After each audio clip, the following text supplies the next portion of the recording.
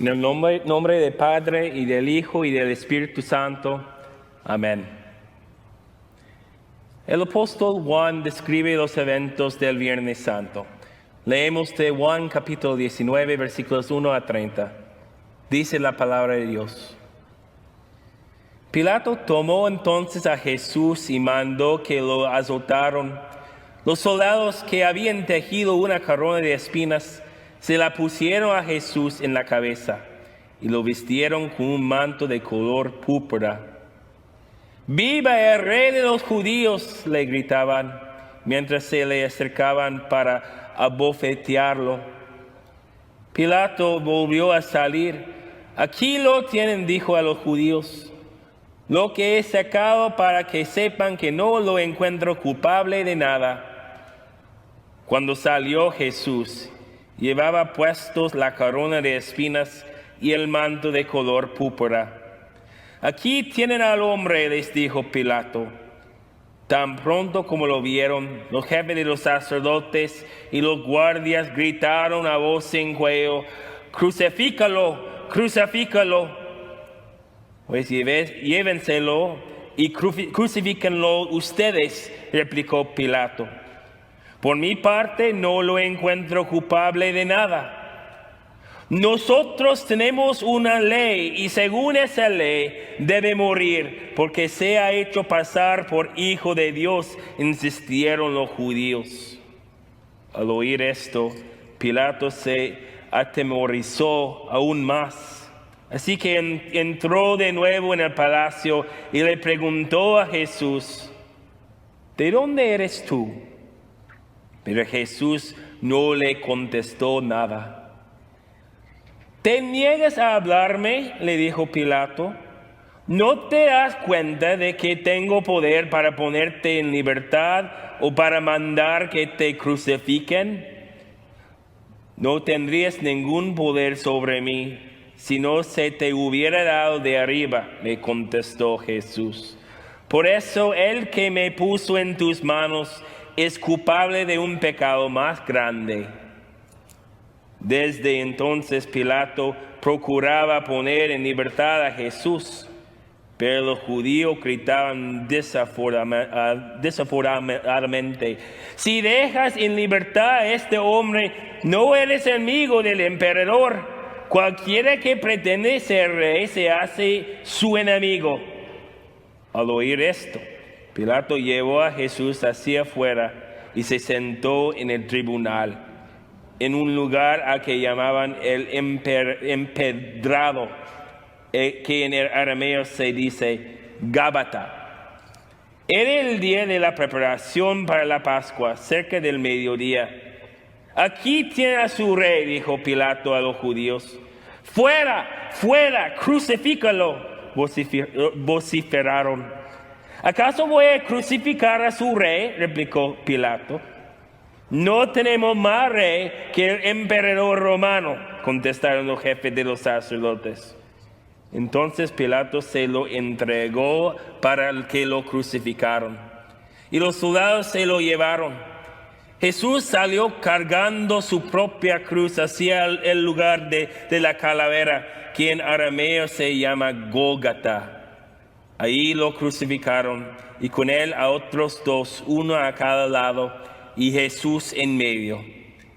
Pilato mandó que se pusiera sobre la cruz un letrero en el que estuviera escrito: Jesús de Nazaret, Rey de los judíos. Muchos de los judíos lo leyeron porque el sitio en que crucificaron a Jesús estaba cerca de la ciudad. El letrero estaba escrito en arameo, latín y griego. «No escribas Rey de los judíos», protestaron ante Pilato los jefes de los sacerdotes judíos. Era él quien decía ser Rey de los judíos. «Lo que escrito queda», les contestó Pilato. Cuando los soldados crucificaron a Jesús, tomaron su manto y lo partieron en 4 partes, uno para cada uno de ellos. Tomaron también la túnica, la cual no tenía costura, sino que era de una sola pieza, tejida de arriba abajo. «No la dividamos», se dijeron unos a otros, echemos suertes para ver a quién le toca. Y así lo hicieron los soldados. Esto sucedió para que se cumpliera la escritura que dice: se repartieron entre ellos mi manto, y sobre mi ropa echaron suertes. Junto a la cruz de Jesús estaban su madre, la hermana de su madre, María, la esposa de Cleofás, y María Magdalena. Cuando Jesús vio a su madre y a su lado al discípulo a quien él amaba, dijo a su madre: mujer, ahí tienes a tu hijo. Luego dijo al discípulo: ahí tienes a tu madre. Y desde aquel momento, ese discípulo la recibió en su casa. Después de esto, como Jesús sabía que ya todo había terminado, y para que se cumpliera la escritura, dijo: tengo sed. Había ahí una vasija llena de vinagre, así que empaparon una esponja en el vinagre, la pusieron en una caña y se la acercaron a la boca. Al probar Jesús el vinagre, dijo: todo se ha cumplido. Luego inclinó la cabeza y entregó el Espíritu. Esta es la palabra de Dios.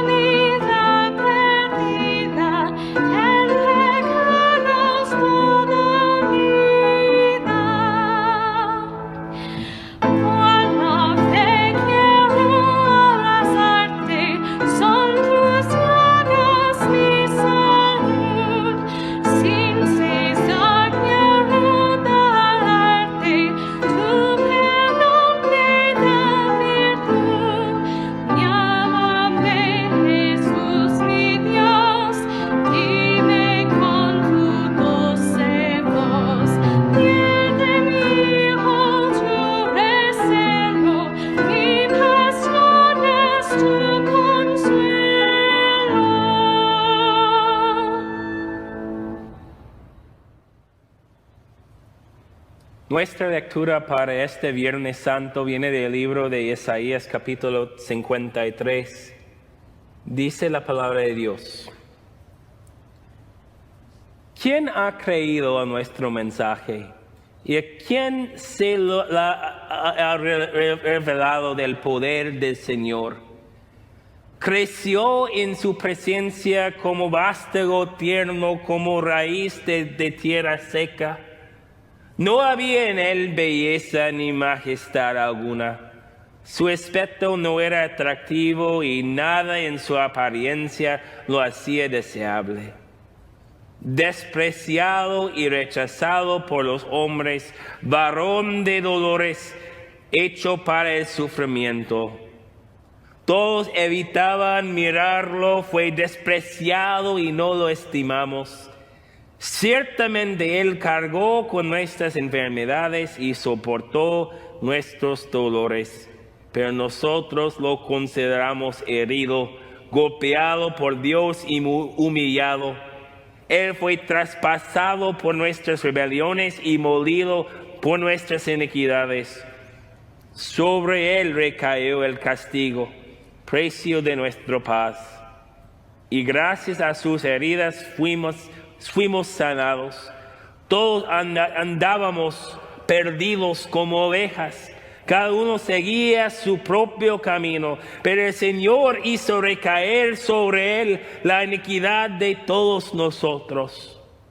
Maltratado y humillado, ni siquiera abrió su boca. Como cordero fue llevado al matadero.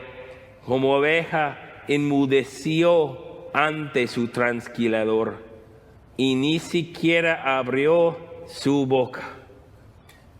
Después de aprenderlo y juzgarlo, le dieron muerte. Nadie se preocupó de su descendencia. Fue arrancado de la tierra de los vivientes y golpeado por la transgresión de mi pueblo.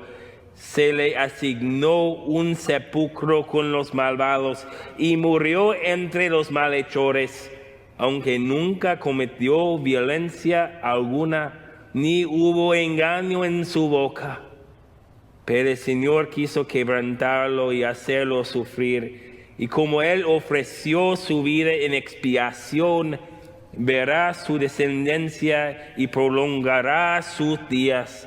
Y llevará a cabo la voluntad del Señor.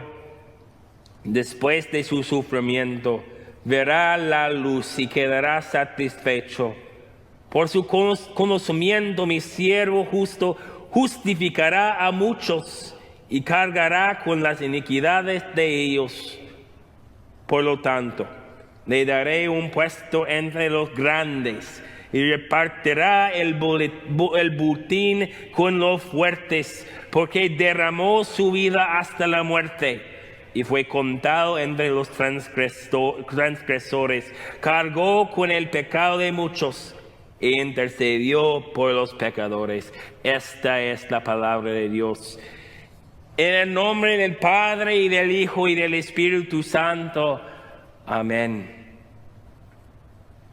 Durante toda su historia, los hijos de Israel habían visto miradas breves del poder y majestad del Dios Todopoderoso. Habían visto las 10 plagas en Egipto. Habían visto la manera que Dios dividió el mar Rojo en dos. Habían visto los milagros asombrosos que los profetas como Elías y Eliseo habían hecho. La gente israelita había visto regularmente el poder de Dios para salvar y rescatar a su gente. Y aunque esos eventos fueron esplendorosos, en nuestro texto para hoy el profeta Isaías sugiere que esos eventos fueran nada más que una prevista del acto majestuoso de Dios, por la cual ganaría la salvación para todo el mundo. El día estaba por venir cuando Dios revelaría su brazo fuerte en la presencia de todos para cumplir con el rescate de todos. En los versículos antes de nuestra lección para hoy, Isaías anticipaba el momento cuando el Señor desnudará su santo brazo a la vista de todas las naciones, y todos los confines de la tierra verán la salvación de nuestro Dios. Allí, en un acto de gloria divina y majestad, el Señor del universo cumpliera con la salvación de todo el mundo. Pero ¿cómo aparecería el cumplimiento de esa salvación? ¿Cómo sería revelado el Dios Altísimo cuando por fin desnudaría su santo brazo para ganar la salvación para el mundo? ¿Qué podría anticipar la gente de Dios? Quizás anticiparíamos a alguien con la apariencia de un superhéroe, con abdominales duros como rocas o con brazos, con músculos enormes o con la buena apariencia de una estrella de cine. Quizás anticiparíamos una persona con tremenda carisma que rápidamente ganaría el favor de los ricos y poderosos de este mundo. Una persona que no podríamos ignorar. Pero aquí en nuestro texto de hoy, Isaías demuestra un deseo para restablecer nuestras expectativas. Cuando Dios revelaría su brazo fuerte, no lo haría en la manera que anticiparíamos. Isaías nos sugiere que el Salvador poderoso del mundo no tendría una apariencia muy atractiva o carismática. Isaías escribió: no había en él belleza ni majestad alguna. Su aspecto no era atractivo y nada en su apariencia lo hacía deseable. Ni llegaría el Salvador con mucha atención. Su crecimiento sería humilde. Isaías nos escribe: creció en su presencia como vástago tierno, como raíz de tierra seca. Ni sería este Salvador amado por muchos. Al contrario, Isaías nos dice: despreciado y rechazado por los hombres, varón de dolores, hecho para el sufrimiento. Todos evitan mirarlo, fue despreciado y no lo estimamos. Estas palabras de Isaías sugieren que la llegada del Salvador sería visto por muchos con el tipo de indiferencia y apatía que regularmente experimentan la gente pobre y triste en esta vida.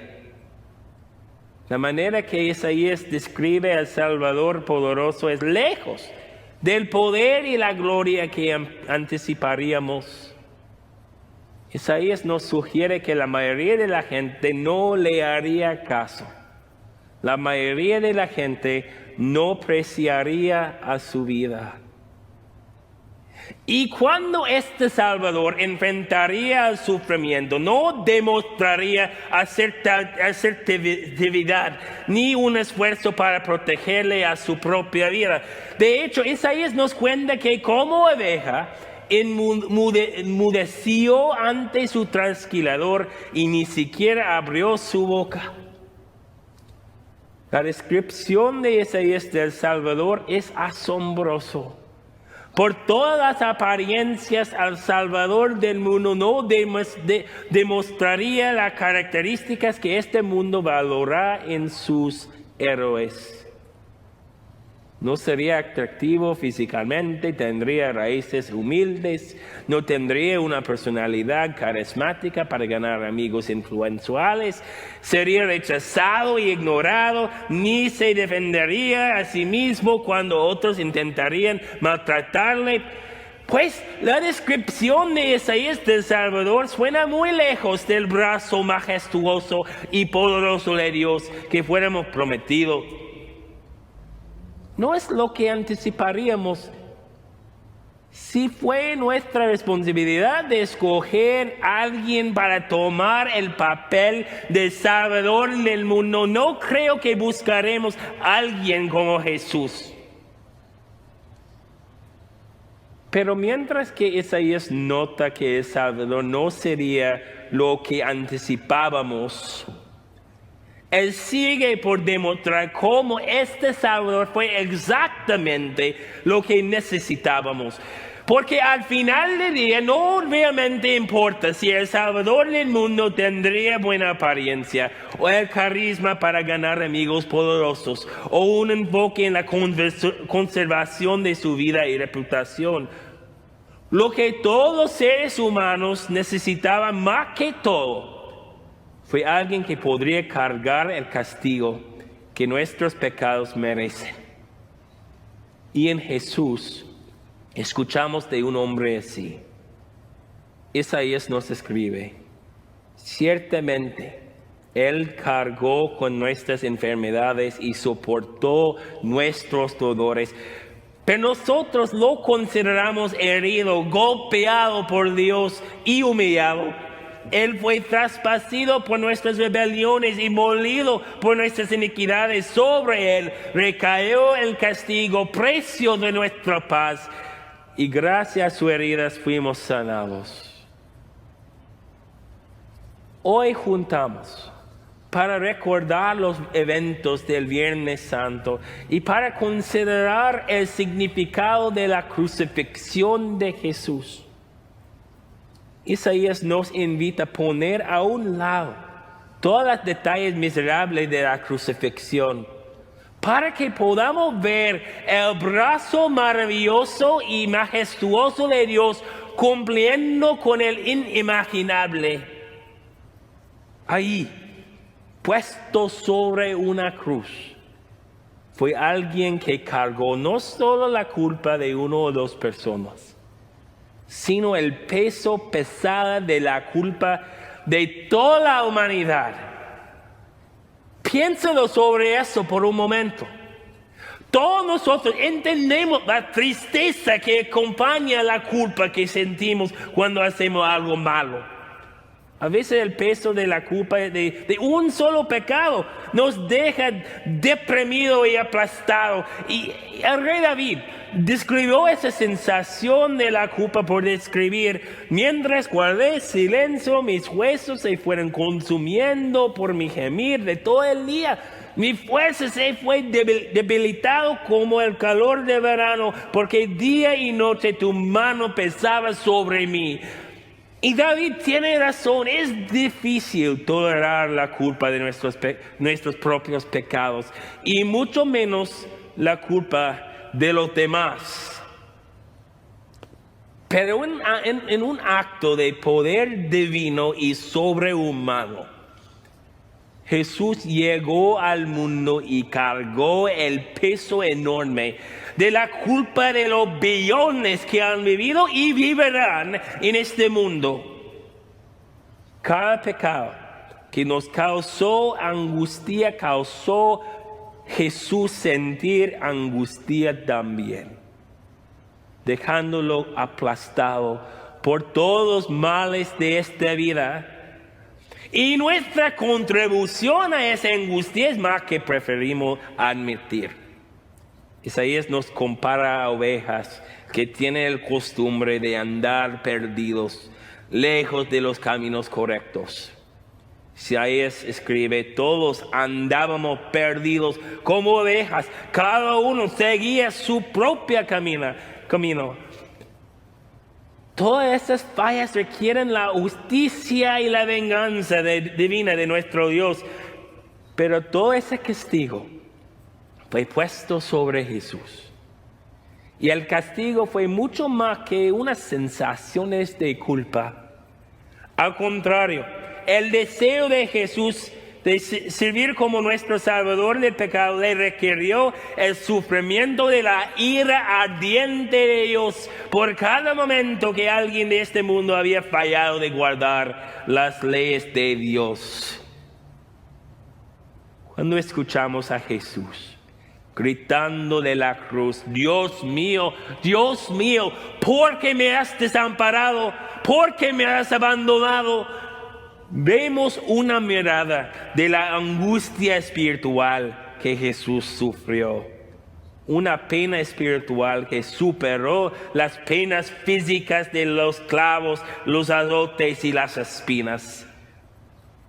Allí en la cruz vemos a Jesús retorciéndose en la agonía del abandono de su Padre. Y en ese momento toda la bondad de Dios fue quitada de Jesús, y Jesús sufrió las angustias del infierno solo. Pero ¿qué logró Jesús por medio de ese sufrimiento? Isaías nos dice que por medio de su sufrimiento intenso, hemos sido sanados. Isaías sigue por decir que la vida del Salvador serviría como una ofrenda de expiación. Y también dice que por su conocimiento mi siervo justo justificará a muchos y cargará con las iniquidades de ellos.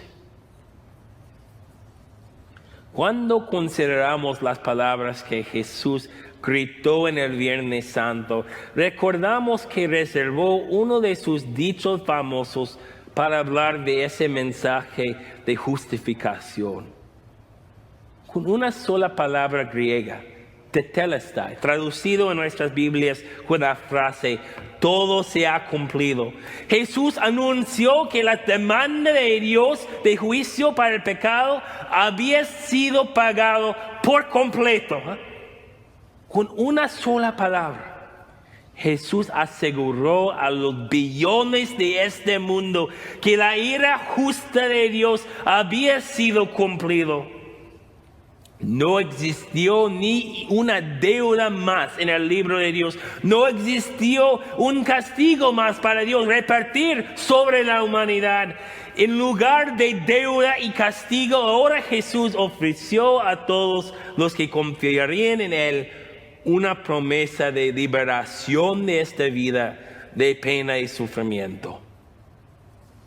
Las palabras de Jesús con el ladrón en la cruz son palabras de consuelo que Jesús quiere decir a nosotros hoy. Pronto estarás conmigo en el paraíso. Su sufrimiento hizo posible esa promesa de paraíso eterno. Su muerte abrió la puerta a la vida eterna a todos los que habían vivido debajo de las amenazas de la muerte. Hoy, mientras que conmemoramos el sufrimiento de Jesús sobre la cruz, Isaías nos urge ver el brazo majestuoso y poderoso de nuestro Dios. Isaías nos muestra un siervo de dolores quien deseaba cargar el sufrimiento que todos los demás merecieron. Isaías describió la grandeza de ese siervo de dolores por escribir: por lo tanto, le daré un puesto entre los grandes y repartirá el botín con los fuertes, porque derramó su vida hasta la muerte y fue contado entre los transgresores, cargó con el pecado de muchos y intercedió por los pecadores. Qué bendición que por medio del sufrimiento de Jesús, que Dios ha revelado su poder, su brazo poderoso para salvar y rescatar a su gente. Qué bendición que tenemos un Dios que cargó el peso de nuestras iniquidades y pecados, y quien vive ahora para interceder entre nosotros y su Padre en el cielo.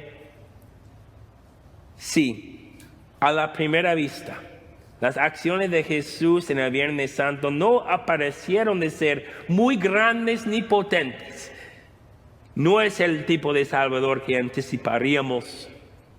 Pero gracias a la palabra del profeta Isaías podemos ver que Jesús fue grande y poderoso en todas las maneras que necesitábamos. Jesús fue verdaderamente fuerte para salvar a su gente. Dios sí ha revelado su brazo poderoso. Que Dios aumenta nuestra fe, que confía en la salvación que nuestro Salvador ganó para nosotros en el Viernes Santo. Amén.